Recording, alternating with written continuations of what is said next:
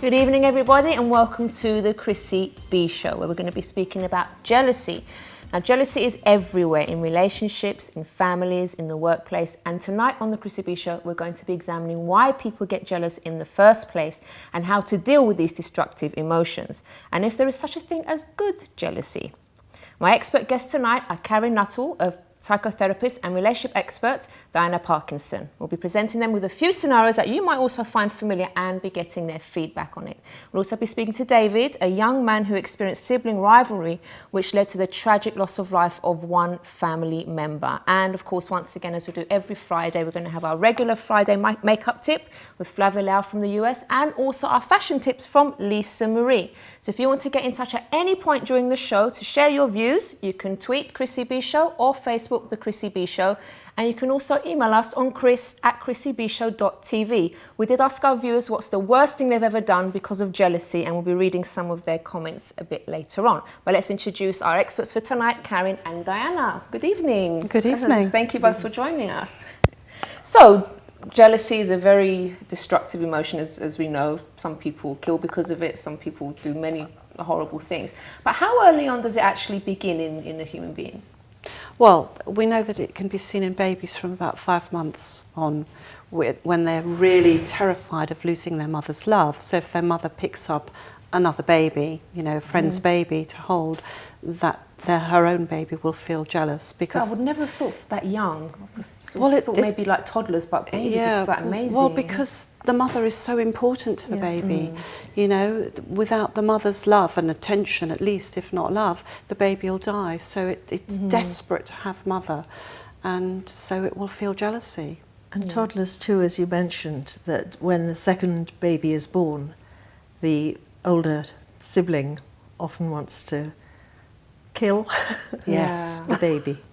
It's quite scary, but I just find it interesting how, like, in some families, for example, that doesn't really happen, like with the brothers and sisters or things, and then maybe with others it does. Do you know? Well, sibling rivalry has been so well documented, hasn't it? I mean, it's really well known about.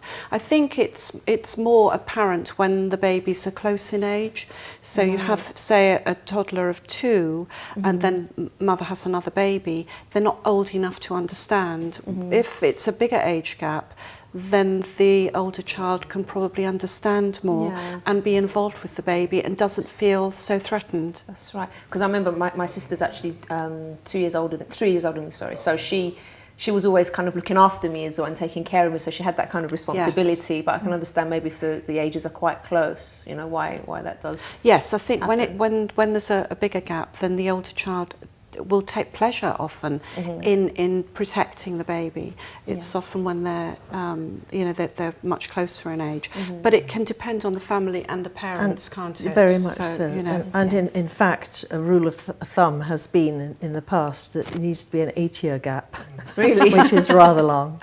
that's a bit too long. Yes. Okay. We are going to actually show you a couple of videos in a moment, different scenarios, and we'd like to get your feedback on it. But just briefly, what would you say the main causes of jealousy are?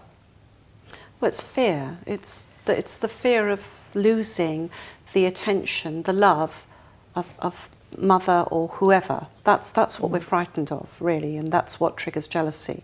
It's fear of loss. But it's also an important emotion, isn't it? Because if we don't feel that, then we're not valuing our relationships. So it is a necessary part of human nature. Yeah. I mean, I remember like being extremely jealous with my boyfriend. So I was very, very insecure at the time. And I would always think that he's, you know, more interested in someone else when he gave me no reason to be jealous, not at all. Well, not really. I used to look at people every now and then, but, you know, it wasn't anything serious. But I was very, very insecure and extremely jealous. So I used to cause havoc in the relationship because of that. And that's something that happens quite often, doesn't it? But at that level, actually, when you're older, the word jealousy, well, it's actually terrific insecurity. Yeah. And lack of self-esteem. And I tend not to use, I mean, everybody knows the word jealousy, we all use it. But in fact, when people come to see a therapist with jealousy issues, it's a very brave thing to do because it's the green-eyed monster, and, you know, it's a hard one. And I often refer to it more as very low self-esteem, which is somehow not less judgmental on the person coming, and more on, you know, as honest. Okay. Let's show you a couple of scenarios. Let's see the first one. I think some might be familiar.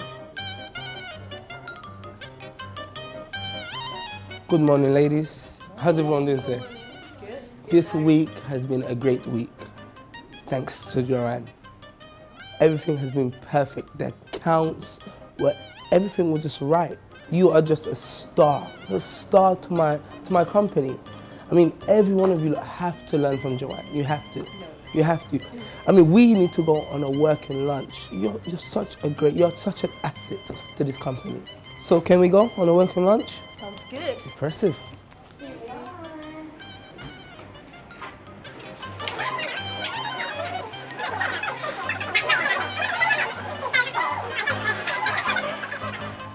Okay, now obviously that's very exaggerated. I can't imagine a boss actually doing that, but there are sort of other things that maybe a boss would say that would make other employees feel like, you know, they're not valued as much as one particular one, but that's something that is quite serious in the workplace as well.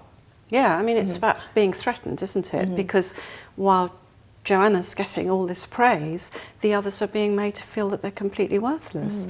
And they're going to feel probably very angry with her because, you know, they work hard as well. And you know, why should she get all the praise? And they'll feel angry with the boss because he's praising her and not appreciating what they've done. Yeah, that's right. That's Huge problems. Sort of, envy, you know, merging into jealousy on that one.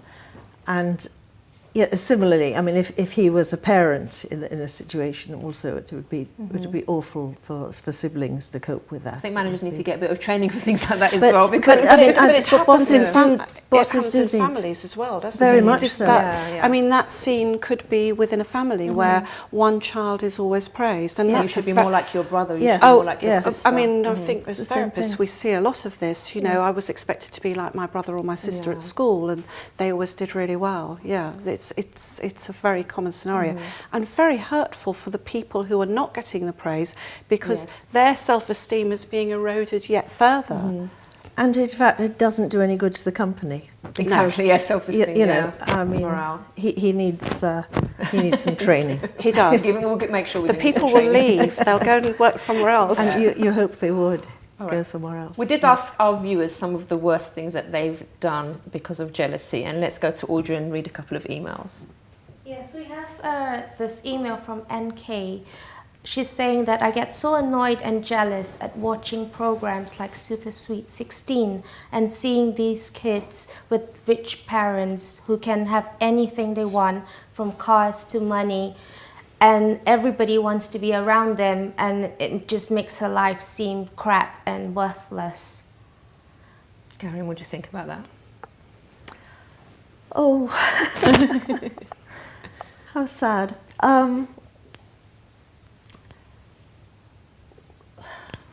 It's quite a serious. Where to begin? Yeah, it's quite a deep kind of email. So she's very insecure, obviously. I Yeah. think the thing is, if she perhaps talks to her parents about how she feels, and also I'd suggest watches different programs, because a lot of those programs are set up. I think they encourage insecurity, you know, and they're over the top. And these kids who seem to have everything don't necessarily have anything of particular value. They've got material possessions, but they haven't got probably what's really important, which is, you know, contentment and happiness and normal pleasures. And actually, if they were asked if she was asked, you know, actually, how would she feel, does she think, if she had all those, would that actually turn her life around and picture herself with it all? Okay. Let's take another email as well, Audrey. There's another one from a girl who calls herself Jealousy. She said, this one is quite deep as well. She says that I followed my partner secretly before to see if he was actually going where he said he was. I've called his workplace pretending to be someone else to see if he was there. I've deleted numbers from his phone and so that he couldn't call certain girls, and even renamed his contacts so he would be confused as to which girls was calling. and in this way that they would get upset and not call him back. And this is what she's saying about how she's reacting. Have you got one more? Someone else that did something out of jealousy? There is one about her son. She said, and her husband. She said, since our son was born a few months ago, my husband's become jealous and needy. He says that I don't have time for him, but I feel like I don't have the energy to be a mother and a doting wife too. How can I nurture my baby, my marriage, and make my husband feel less jealous and care for my baby? So, okay, so the first one, obviously, someone that's very insecure with the relationship or with themselves and deleting numbers and very suspicious. Yes, I mean, with that one, it's interesting because I wonder whether her boyfriend is someone that she should be with anyway, because if he's got all these women, exactly, that's what he doesn't sound like a safe bet, and so maybe her jealousy is telling her to leave that relationship and it's giving you that much stress. Yes, it doesn't. As well, you know, the other, and it's not a good way to be behaving. But if he really has all these women that he contacts or contact him, then probably she should like that, find another relationship. Yeah. Good piece of advice. Yes.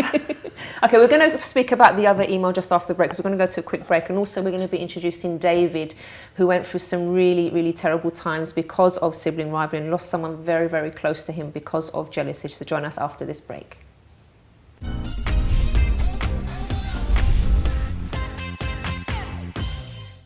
Welcome back to the Chrissy B Show, where we're speaking all about jealousy. And before the break, we didn't have time to answer this one before the break, but there was an email from a mother who's just had a baby, and she's finding that her husband is very, very jealous and feeling like he's being left out of everything. So let's see what our experts have to say on what this mother can actually do. What do you think?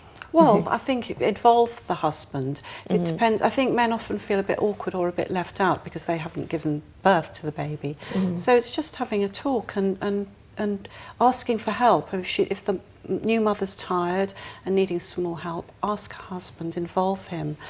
Talk to him about if she's feeling tired and not so sexy or whatever she's feeling. Just talk about those feelings and, you know, try to bring the three of them together so that she involves him with the baby, they cuddle together, you know, just sharing really. I think women are normally quite good at expressing themselves and express what they're feeling, so it shouldn't. Not maybe she hasn't tried. But sometimes mothers get very, you know, he's done his job. Really? Yes, it can happen.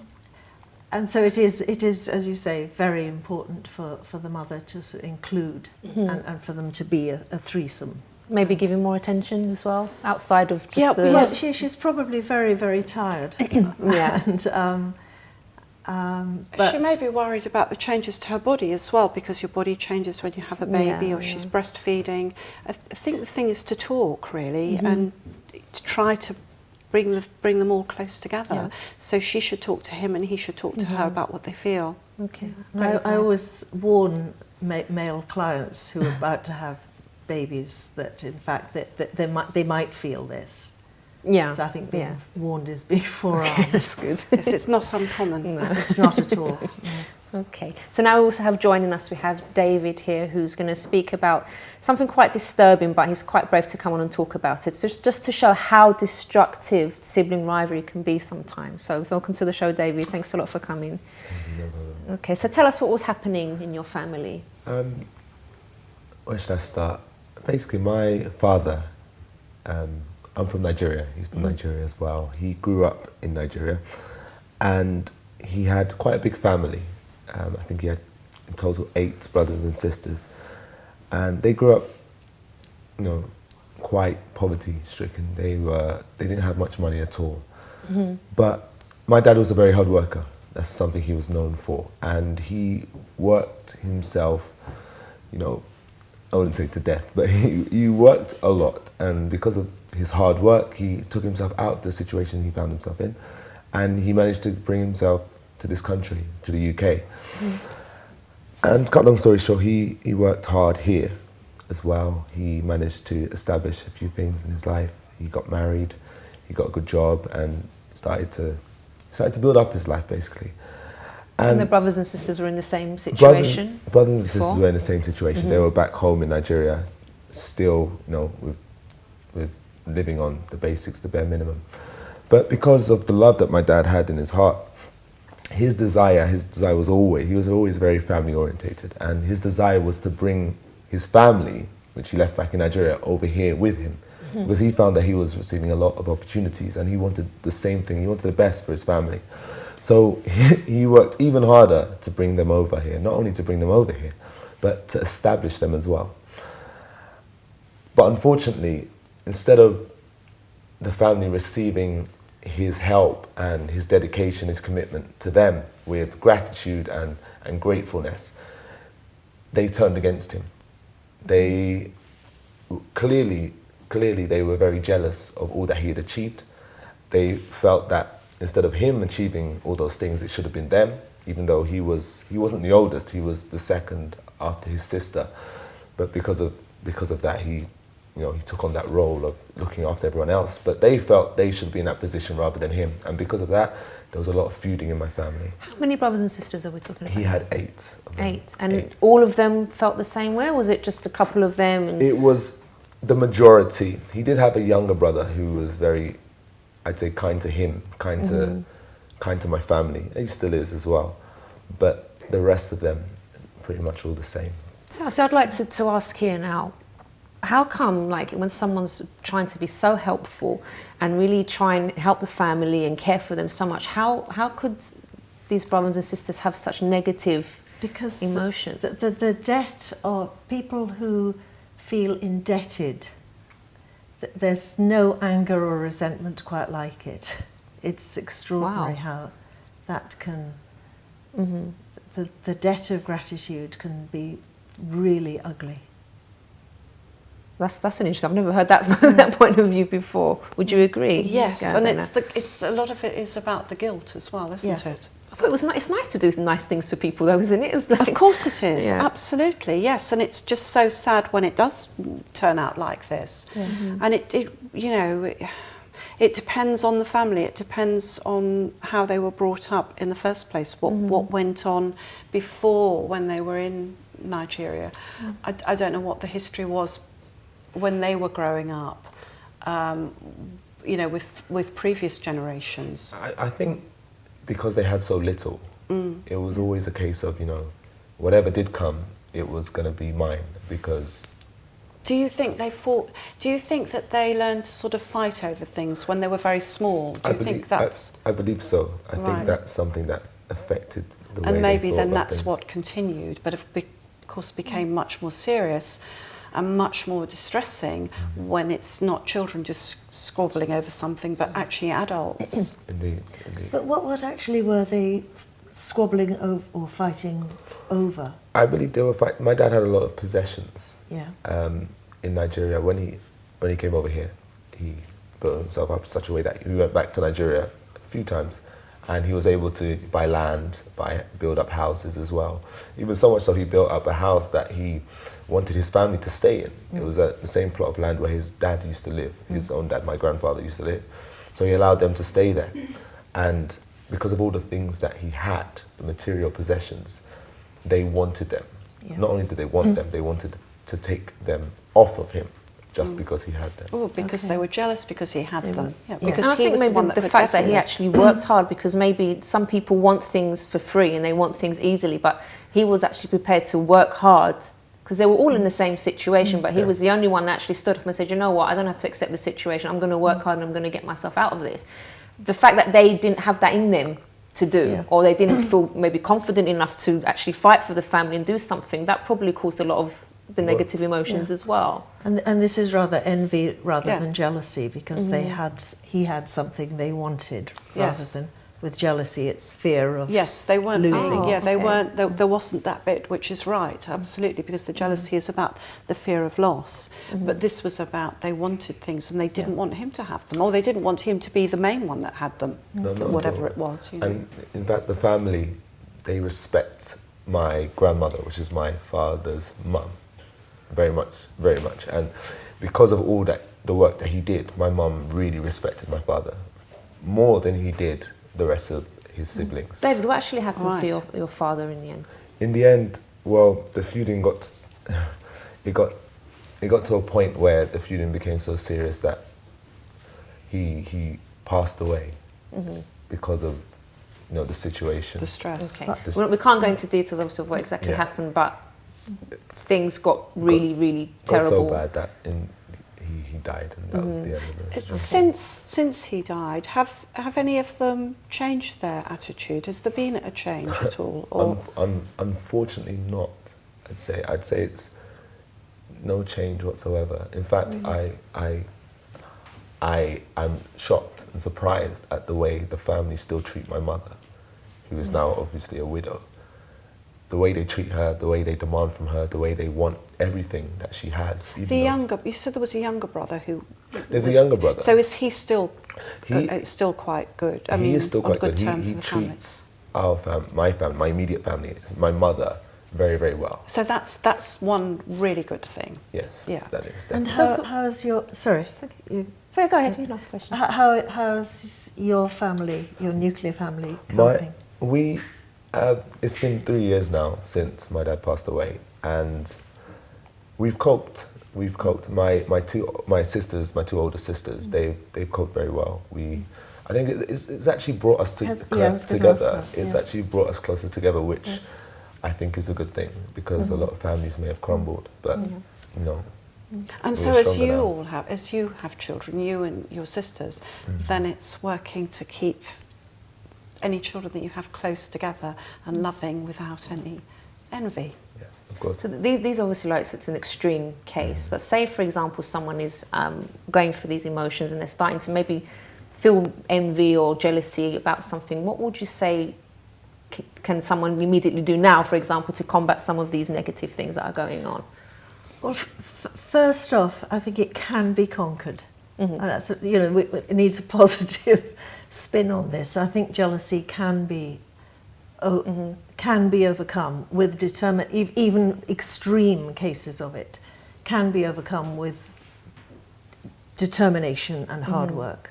Would you agree with that? I think that if people are aware that they're feeling extreme emotion, if it would need a family member to actually be able to communicate to the others that are squabbling, to bring them together. And I would say, go and get some therapy, get a therapist. You can go and have family therapy and talk about the emotions before they spin out of control. If it's individual jealousy, an individual feeling jealousy or envy, you go and talk about it, but you need to be aware of what you're doing. I think that sometimes people are just so lost in the emotion, they're not aware of how destructive they're being. That's the danger, is when they're not aware. If people are aware, then they're probably going to start reducing the emotion anyway, because they're aware and they don't like it. Yeah, because one of the ways that I, for example, overcame what I was feeling was by investing in myself. Instead of putting all my attention on my boyfriend and he was my world and everything like that, I turned that around and said, okay, I'm going to work on myself. I'm going to, obviously talk to someone about how I'm feeling, but also invest in myself, do things for myself, have a life outside of my boyfriend, for example. And I gained confidence in what I was doing, the things that I was getting involved in. And I noticed that, that emotion was... And that's right, because I think when we look at what you were describing, David, with David's family, where they were just obsessed by it. So I would imagine, I'm imagining that they were, and they're not living their lives. They're actually then lost in their jealousy and the envy. And this is what happens. This is the destructive bit. Is the person's just wrapped up in what's he doing, what's she doing, or I've got to check that. They're not actually living. They're not, they're not doing anything. And nobody wants to be near them because they're so bitter and twisted anyway. They don't realise how bad it is for them. Just not nice. And it's not, they're not doing themselves any good. Having said that, it's something that all of us will experience at some point in our lives. It's good in some cases. Because, for example, if someone was hanging around my husband and flirting and stuff, I will be straight there and I don't care. But you also, that's why we feel jealousy, because it is your husband and you need to care about him enough that you don't want him to go off with 100 women, and the same for him, that he doesn't want you to go off with 100 men. I mean, it's programmed into it's survival, it's actually useful. Yeah, It just When depends it how we becomes use it. too controlling, because a jealous person Destructive, is very, yeah. very Well, I think I'd controlling. get quite offended if my husband didn't get jealous if someone was trying to talk Well, to me. yeah, Because yes. I'm saying, oh, he doesn't care. He How doesn't- come yeah, this guy's exactly, talking to me and now yes. he's not even. A You know. sort of jealousy well, is no bad The thing. other thing is it can add something to a relationship, because if there's a little bit, so if some nice gentleman flirts slightly with you, it probably will make you feel a bit better, and it'll make your husband sit up and pay attention. And Probably say, look, do you see that? Yeah, so it's Still got part it. of life, and it's part of being awake and part of being aware that we are human and we're full of emotion. Okay, we are. So, David, how are things today for you? We're coping. We're coping. As I said, me and my family, it's brought us closer together, which is one positive that we can take from it. Yeah. The situation with the extended family is still the same, unfortunately. But I hope that in the future things will change. Because And that's not something you're going to carry on, obviously, with your No, children and of stuff. course So not, it's of like course you've not. learned What from would you it. hope would happen? I hope that because at the moment I don't really speak much with my uncles and my aunties, but I hope in the future that would change, because with my cousins we're quite close. Oh, yeah. But with the uncles and not But so that's much. that's But something that's really positive. good. Yeah, Yeah. that's really good. And you never know, from small seeds. Yeah. We have to leave it there, I'm afraid. No So problem. sorry, we've run out of time, but thank you so much, David, for sharing your story. Thank you so much for the advice as well, ladies. And after the break, we're going to be joined by Lisa Marie with her fashion tips, and also our regular tip, makeup tip with Flavia Leo. So join us after this break.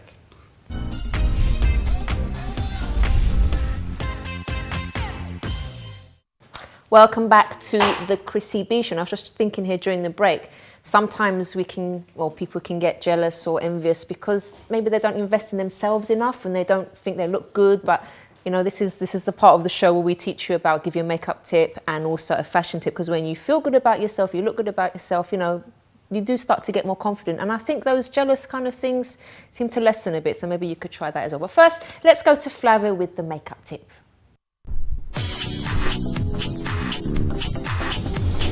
Hi, welcome back to the fashion block at Chrissy B Show.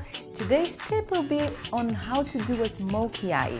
A lot of people ask me what is the easiest way to do a smoky eye, and it is very fashionable.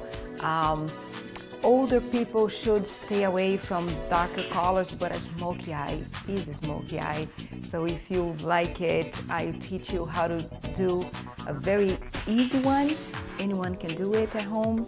So I'll be using something very easy. Everyone has it. It is a black pencil. We will start right at the end of the eye. You apply a very thick layer of black pencil right here at the end. If you go up to the crease, you won't have enough space to blend it. So go only until half of it, just until up to right here. So you apply lots of pencil. Don't worry to apply it perfectly because you will blend it anyways. You can apply it underneath your eye too, right here. So you blend it, blend it, blend it. You blend it underneath too. And then you apply a black shadow, any black shadow. Don't be afraid of using it. And apply the eyeshadow and blend it. After that, I apply my mascara. I always do this with my mascara because it makes it easier to apply.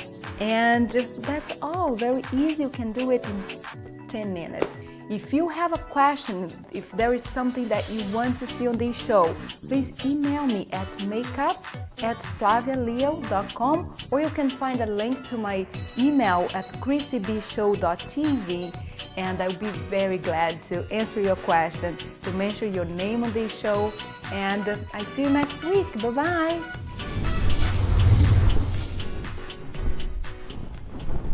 Thank you, Flavia, with the beautiful smile. I love her cheekbones. Hello, Lisa Marie. Hi. How are you? I'm good, thank you. So what are you going to be teaching us today? Today we're going to be talking about monochrome, because that was one that was there for spring summer, but it's also one to take you right through into spring summer. Now, so autumn winter even. Yeah. Now, Who knew we meant? a lot of people think black and white can just be very boring, but then that's just all about how you actually do it, how you actually style it. I mean, in the 60s, black and white was very big. It was all part of that kind of look with the shift dresses and the kind of mod look and the extra eyes and all that kind of stuff. But obviously bringing it up to modern day, there is still some 60s elements out there in the shops with the shift dresses, Peter Pan collars, that kind of thing. But the outfits that I've chosen today are going to be one that lots of different people can wear. Again, it can go across different ages and things like that as well. So if we are ready with our first slide. Anytime? Oh, fab. It's there already.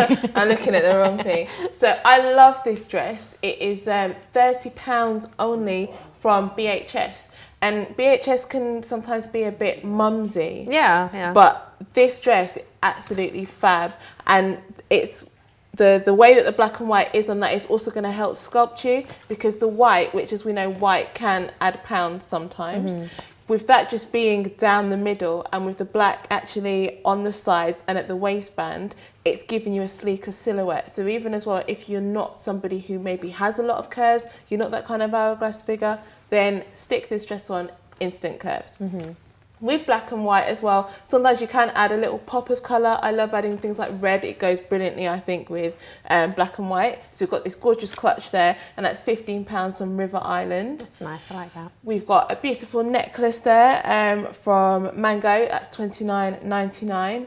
And shoes, you can't really go wrong with a black patent court, and that's £30 from Barrett's. So an outfit, again, that is not just for, say, one particular age. You can wear that to work. Oh, we've gone to the next one already. You can wear that to work. You can wear that out. You can really dress that up. So it's really one for all the ages. Okay. Now, another easy way for anyone to wear black and white is through dog's tooth. It's dog's tooth, the pattern. That's what it's called. Oh, there it is. Okay, I'm a bit behind with these terms. This pattern goes through all the years, crosses. See, I would call that a car seat. No, because that's how my parents' car seats were. See, now you see how far how it's actually come. Yeah. You can wear it so many different ways. So this top obviously is a peplum one as well with the little hem. So that is another thing that is bang on trend for autumn winter. And a way for if you're like worried about extra hips and any lumps and bumps there, by putting this pencil skirt just underneath that, it's going to skim over like any kind of problem. Do the patterns also hide lumps and bumps? They can do, because it can sometimes you can't see, can you? Draw it, especially with a pattern like this. It's drawing your eye away from a particular area, and you're looking at that as a whole. So this is an easy way to kind of break it up. So rather than some people who might not want to wear a dress, top and a skirt, and then also you've got that for separates. So the top is a bargain. It's $16.99 from New Look. And the skirt, also the pencil skirt, is only $12.99 from New Look. And what better way to bring it to bring the whole outfit together when this gorgeous bag, and it's also from New Look. Oh, went all New Look with this outfit. It's $19.99, but again, it's one that will take you through more than one season, so it is kind of an investment piece as well. And these shoes, these peep toes, just bring that whole kind of 50s vibe together. They are £49 from June. So fantastic investment for them as well, because you wear them so many different times. Peep toes never go out of fashion. Yeah. So my final look is kind of similar, I guess, to what I'm wearing kind of now, with the kind of shirt and the kind of and the trousers. So this shirt is kind of like a Victoriana type lace type thing. That's £25 from River Island. Again, an easy way to like obviously take this through to autumn winter would be if you wanted to add like a tuxedo jacket like I'm wearing today or anything like that. But that lace detail is really what brings that whole black and white look together. You could actually do that yourself with the lace, couldn't you? Just buy a plain blouse and you could, an easy way. Oh, that could be a feature show Oh, customization. yes. There we go. So these straight leg trousers are from Dorothy Perkins. A slight turn up there at the bottom. They're £22, and the 3/4 length three-quarter length trouser is also a key item for autumn winter as well. But it can just take you through so many different seasons, an easy way to update your wardrobe. The shoes are amazing. I love, and I think I might have to purchase. They are £50 from very.co.uk. Beautiful kind of shoe, and you can wear that not just with something like 3/4 note trousers, you can wear that with a nice dress as well. So it's all about mixing it up. And this beautiful cuff is £6 from River Island. So it's just to kind of give it that slightly edgy type feel to the whole outfit.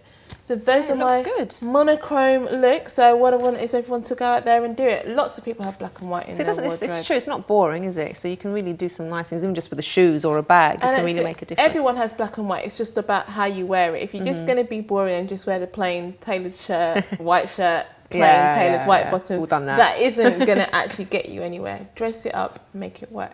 Okay, thank you so much, Lisa Marie. No problem. And you're going away on Tuesday. I keep saying it because I'm very jealous. I shouldn't say I'm jealous because we've just done a whole show about jealousy. I would wish to go as well, but I cannot because I have the programme. I'll think about you on the beach and sending you there on Friday. Oh, thank you. You're welcome. You can tweet some pictures to us and maybe we'll show them on the TV. Oh, yeah, that's true. I'm going to a wedding, so yeah, showing my little wedding outfits there abroad. But we are actually going to be watching a video of Lisa Marie when she went to the African Fashion Week, wasn't it? Oh, it was amazing. Okay, so we're looking forward to that for next week. Thank you so much and have a wonderful, wonderful time. Please do think of us here in England in the rain. Although it was a nice day today. Yeah, for once. Yeah, I went to Brighton today. Oh, okay. Yeah, but I'll be showing that future show. I went on a boat. Yeah, so we'll be showing you that at a later show. Nice. Anyway, we have reached the end of the program. But if you do want more information at any point about this show, or you want to watch past programs, everything's on our website. You can visit chrissybshow.tv, and don't forget you can Facebook with any comments and tweet as well. The Chrissy B Show and Chrissy B Show for tweeting. On Monday we have a treat for parents because the show is going to be all about equipping your kids. So we're going to be speaking at lots of things, how to teach them about money, how they can be street smart, also about etiquette and manners, which is something really lacking nowadays with our children, isn't it? Yeah. But so we're going to be getting advice about that. So do have a wonderful weekend and we'll see you again on Monday. Bye-bye for now. Hey, what? I've seen this. Shh. Huh. Ass. What? Never mind. You don't listen. Since when? Since always. Ah. Someone's coming. Act like a cat.